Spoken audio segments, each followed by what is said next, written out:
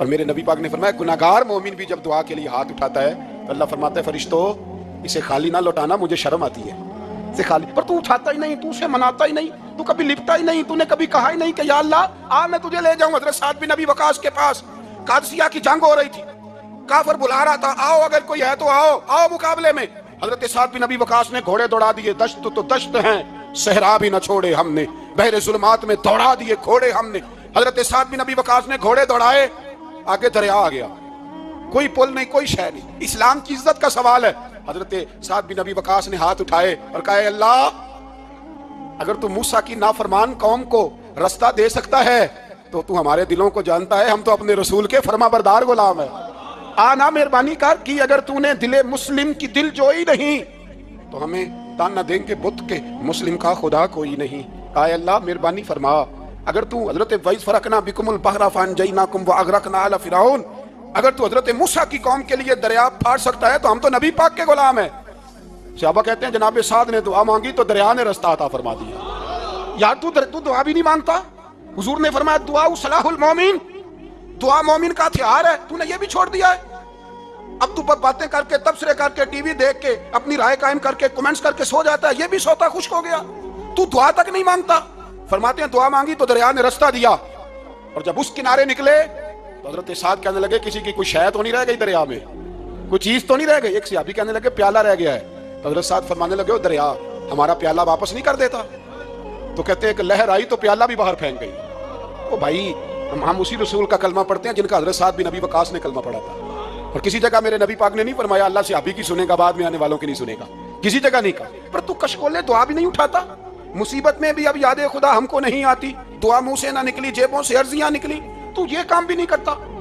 میرا دل کرتا تھا چلو اور کچھ نہ ہو مسجدوں میں اجتماعی دعا ہی ہو جائے، پر اس طرف بھی توجہ نہیں، وہاں بھی کہتے ہیں مولوی صاحب جلدی کرو گھر جانا ہے، اتنی لمبی دعا، اور کمنٹس کر رہے ہیں لوگ کہتے ہیں آپ اپنے گھر کی سوچیں۔ میرے بھائی دعا، صلاح الدین ایوبی فلسطین کی جنگ لڑ رہے تھے، خبر آئی کہ عیسائیوں کا ایک بحری بیڑا بحری جہاز اسلحہ لے کے آ رہا ہے، نیزے ہیں تلواریں ہیں تیر ہیں۔ صلاح الدین ایک بزرگ تھے، ان سے ملے تو کہنے لگے بابا جی آپ بھی دعا کرو، میں بھی دعا کرتا ہوں، مسلمانوں کے پاس پہلے اسلحہ نہیں، عیسائیوں نے اور منگا لیا ہے، کہیں ایسا نہ ہو مسلمانوں کے خلاف اتنا اسلحہ استعمال ہو۔ یہ بات کہی، بابا جی کو دعا کا کہا، خود مسجد اقصیٰ میں ساری رات روتے رہے۔ صلاح الدین ساری رات، ہمارا حکمران جسے ربنا آتنا فی الدنیا پوری نہیں پڑھنی آتی، اور اب تو ایسے پیر آ گئے میدان میں جو سورہ فاتحہ سیدھی نہیں سنا سکتے الا ماشاءاللہ۔ ساری رات صلاح الدین ایوبی روتے رہے۔ وہ بزرگ کہتے ہیں میں بھی کونے میں تھا، پر جس درد سے اس نے دعا مانگی میں نہیں مانگ سکا۔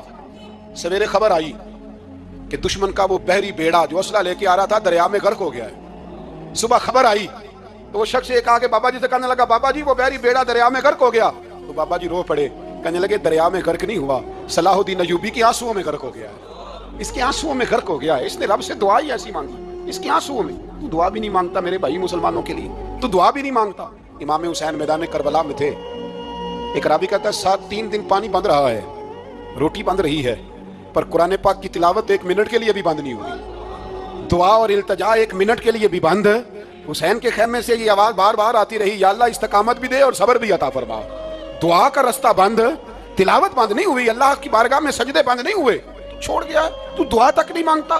دعا تو انقلاب برپا کر دیتی ہے، دعا تو حالات بدل دیتی ہے، دعا تو تبدیلی لے آتی ہے۔ کوئی بیٹھا ہوا مجھے دور دعا دیتا ہے، بس دعا دیتا، فقط دعا دیتا ہے۔ کوئی بیٹھا ہوا مجھے دور دعا دیتا ہے، میں ڈوبتا ہوں پر سمندر اچھال دیتا ہے۔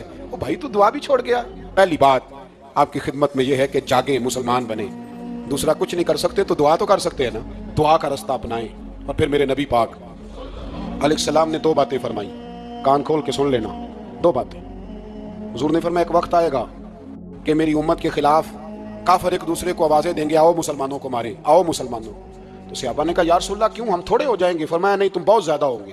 56 اسلامی ملک ہیں دنیا میں، کتنے بول کے بتانا، اتنا سا برما ہے۔ کسی غیر مسلم کا کتا مر جائے تو یہ چیخ پڑتے ہیں، اور یہاں کہتی ہے اقوام متحدہ کہ جی وہ ہمیں داخل نہیں ہونے دے رہے، تو بند کرو پھر سلامتی کونسل، تحلیل کر دو، اقوام متحدہ ختم کرو۔ اگر تمہاری کو سنتا نہیں تو بنائی کیا ہے؟ صرف مسلمانوں کو پریشرائز کرنے کے لیے؟ اور ہمارے مسلمان بھیک مانگتے پھرتے ہیں، کہتا ہے کہا ہے ہم نے اقوام متحدہ سے۔ اب تم اپنے لیے کافر سے بھیک مانگو گے؟ کافر سے بھیک مانگو گے؟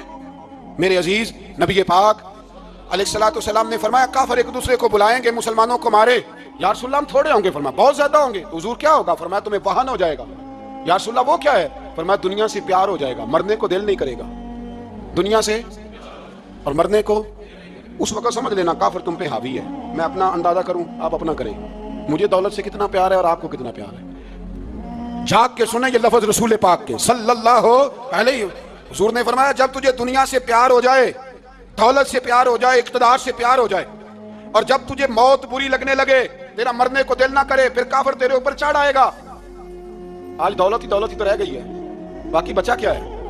میں اکثر کہتا ہوں شادیاں نہیں ہوتی, تجارتیں ہوتی ہیں. لڑکی والے کہتے ہیں کہ لڑکا زیور کتنا ڈالے گا, لڑکے والے کہتے ہیں لڑکی جہیز کتنا لائے گی. تجارت, ہر جگہ دولت, ہر جگہ پیسہ, ہر جگہ سرمایہ. جہاں جس معاشرے میں تلاوت بکے, نعت بکے, تقریر بکے, اس سے زیادہ اور تباہی کا معاملہ کیا ہوگا؟ میرے عزیز, میرے رسول پاک علیہ السلام کے صحابہ کے قریب دنیا داری آ سکی نہیں آئی. حضرت ابو بکر صدیق نے پانی مانگا تو لوگوں نے دودھ دیا, فرمایا پیچھے کرو. ابو بکر نے نعمتیں چھوڑ دیے.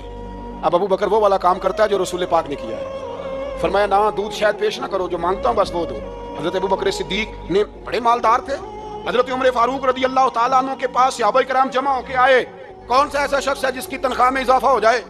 تو لوگ کہتے ہیں نہیں مجھے نہیں چاہیے. پر ہم نے وہ لوگ دیکھے ہیں, حاجی صادق صاحب کو مسجد والوں نے کہا 1000 روپیہ تنخواہ بڑھانی ہے, تو حاجی صاحب کہنے لگے میرا بڑا سونا گزارا ہوتا ہے, مجھے نہیں بڑھے دے.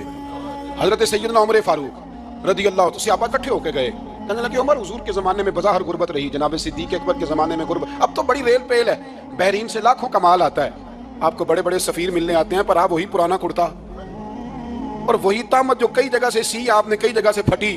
اور حضرت عمر ایک دن عید کی نماز پڑھانے گئے تھے تو ننگے پیر ہی چلے گئے. لوگوں نے کہا جوتا, فرمایا ٹوٹ گیا تھا یار, پہننے کے قابل نہیں تھا. فرمایا ننگے پیر آ گئے ہو, لوگ کیا کہیں گے؟ فرمایا چھوڑو, عمر کے پاؤں ننگے ہیں لیکن عمر کے کردار میں تو کوئی شک نہیں نا, پیر ہی ننگے ہیں نا, کیا ہوا؟ چھوڑو اس بات کو. کوئی پیار نہیں دنیا داری سے, دولت سے, کوئی چکر ہی نہیں. حضرت سیدنا عمر فاروق رضی اللہ تعالیٰ عنہ کو صحابہ نے اکٹھے ہو کے کہا, یہ ہے امت کے بیدار ہونے کے طریقے جو عرض کر رہا ہوں. کہا جناب آپ اب بڑا مال غنیمت ہے اور جس طرح ہر صحابی کا حصہ ہے آپ کا بھی حصہ ہے, تو ایک نیا کرتا ہی ڈال لیں آپ خرید کے. جب مشورہ ہو گیا صحابہ میں تو کہنے لگے عمر سے بات کون کرے گا؟ نیا کرتا پہننے کی عمر سے بات کس کو برا لگتا ہے جی؟ نیا کرتا کون بات کرے گا؟ حضرت سیدنا علی المرتضیٰ کا انتخاب ہوا.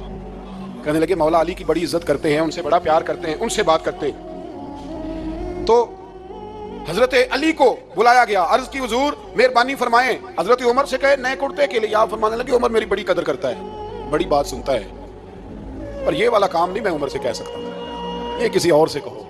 تو کہنے لگے آپ رہنمائی کر دیں, کس کو کہیں؟ تو جناب علی المرتضیٰ فرمانے لگے اگر حضرت عائشہ صدیقہ سے کہو گے تو عمر فوراً مان جائے گا, وہ مومنوں کی ماں ہیں. صحابہ حضرت عائشہ کے پاس, اماں جی عمر کو بلائیں, ان کو کہیں بڑے بڑے سفیر آئے ہوتے ہیں, وہی پرانے کپڑے پہن کے بیٹھ جاتے ہیں. اللہ اکبر. حضرت عائشہ نے پیغام بھیجا, فرمایا عمر کو بلاؤ. عمر فاروق دوڑے ہوئے آئے, پردے کے پیچھے حضرت عائشہ کے پاس گھٹنوں کے بال, اماں جی دیر تو نہیں کر آیا میں آنے میں؟ حکم ہو. حضور کے گھر سے پیغام آیا, بڑے بڑے سفیروں کو چھوڑ کے بھاگے. حضرت عائشہ صدیقہ کہنے لگی عمر دیکھو جائز پیسے ہوں تو اسلام اچھے لباس سے منع نہیں کرتا, اب بڑا بڑا مال آیا ہے, اب تیرا بھی حصہ ہے, تو صحابہ کرام کی خواہش ہے کہ نیا کرتا پہن لو, بڑے بڑے سفیر آتے ہیں, حرج بھی کوئی نہیں, جائز بھی ہے, کو منع نہیں. حضرت عمر نے گردن جھکا, جی اماں جی, جی اماں جی, جی اماں جی. حضرت عائشہ کہتی ہیں بات ختم ہوئی, عمر نے گردن اٹھائی تو عمر کی داڑھی آنسوؤں سے بھری ہوئی ہے. کہتی ہے مجھے کہنے لگے اماں جی میں تو صرف مسجد میں دیکھا کرتا تھا, آپ تو مصطفیٰ کو دن رات دیکھتی تھیں, جس طرح کے کرتے آمنہ کے لال نے پہنے ہیں مجھے بھی پہنا دو, میں تیار ہوں, میں پہن لوں گا, میں تیار ہوں, پر جس طرح کے میرے نبی نے پہنے.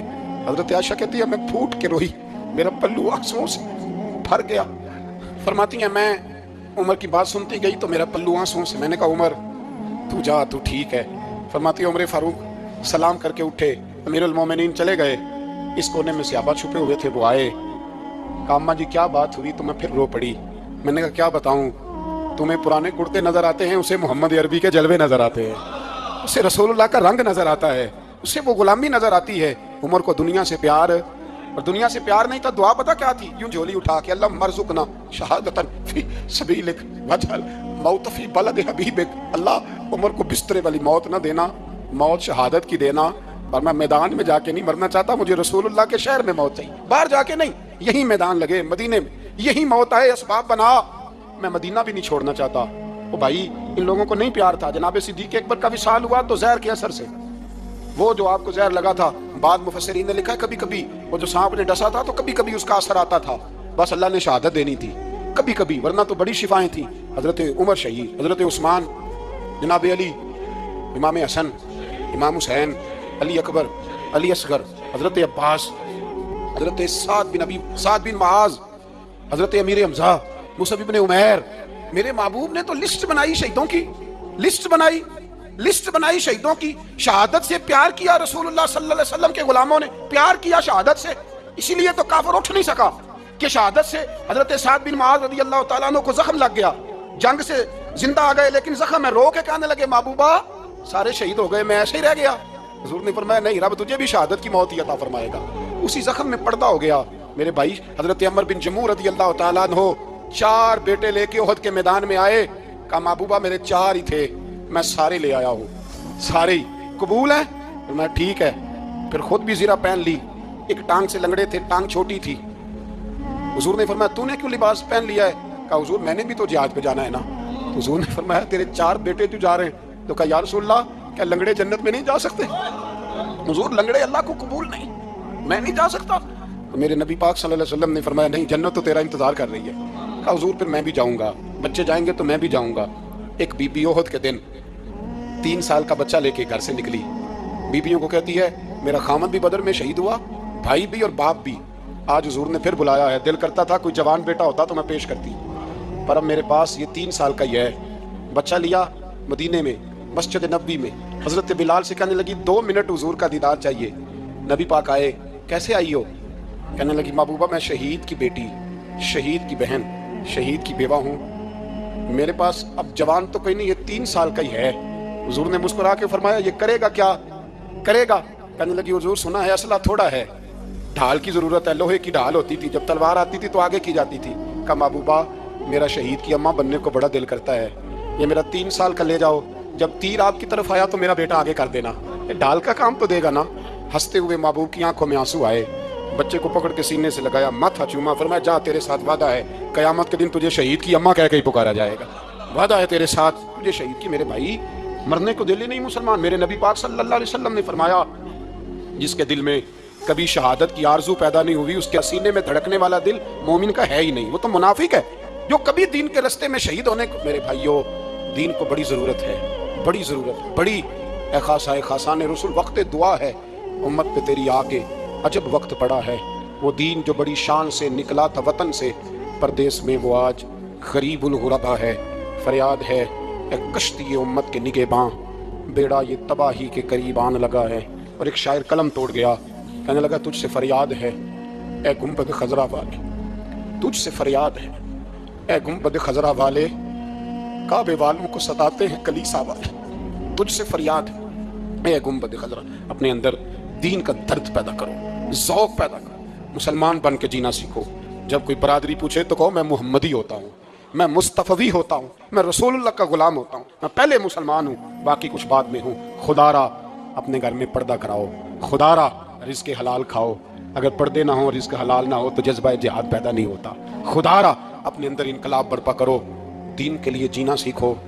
دین بڑا تڑپتا ہے, دین بڑا روتا ہے. رسول اللہ آج تجارت کرنے والے ملتے ہیں, آج سیاست کرنے والے ملتے ہیں, دین والے نہیں ملتے, دین کے درد والے نہیں ملتے. اپیل ہے آپ سے, آج رات 2 نفل پڑھ کے اور کچھ نہ ہو سکے تو مسلمانوں کے لیے دعا ضرور کر دینا, ان کے لیے دعا ضرور کر دینا. اپنے آپ کو بیدار کرو. بھائی ہم تو آج تک اس لیے ڈر رہے ہیں کہ ہمارا چہرہ ہی نبی پاک جیسا نہیں بن سکا, تو داڑھی رکھنے میں بھی ہم ڈرتے ہیں, نمازی بننے, مسجد آباد کرنے میں, مسلمان کہلانے میں ابھی تک خوف ہے. تو بتلاؤ نا اس سے آگے بات کب چلے گی؟ جہاد کی بات تو بڑی آگے جا کے. بدل جاؤ, رسول اللہ کا غلام بن کے جینا سیکھو. نبی پاک صلی اللہ علیہ وسلم کی غلامی کا پٹا اپنے گلے میں ڈالو. یہی امام حسین کی سوچ ہے, یہی امام علی مقام کا پیغام ہے. اس کو کبھی فراموش نہ کرنا. امام حسین ہمیں بتا گئے سارا کچھ لٹ جائے پر دین کے اندر کوئی نقص واقعہ نہ ہونے پائے. کوئی شرابی, کوئی بے ایمان, کوئی لٹیرا کبھی اس کے سپورٹر نہ بننا. ہمیشہ وہ کسی شاعر نے کہا تھا ہم سے نہ رقم ہوں گے قصیدے یزید کے, کسی نے کہا کسی ظالم نے میری سپورٹ کر میری بات کر، تو اس نے کہا ہم سے نہ رقم ہوں گے قصیدے یزید کے، کیونکہ ہم لوگ تو حسین کے سیرت نگار ہیں، ہم لوگ تو حسین کے سیرت نگار ہیں۔ یہ محرم کے جو دن ہے یہ انقلاب کے دن ہے، رونے پیٹنے کے نہیں، انقلاب کے دن، جذبوں کی بیداری کے دن، ظلم کی آنکھوں میں آنکھیں ڈالنے کا جذبہ پیدا کرنے کے دن، اس کو اسی رنگ میں لو۔ اے خالق کائنات، اپنے محبوب کی امت پہ رحم فرما اور اپنے فضل سے ہمیں دلوں میں جذبہ جہاد اور شوق شہادت عطا فرما۔ آخر دعوانا ان الحمد۔ 2 منٹ کے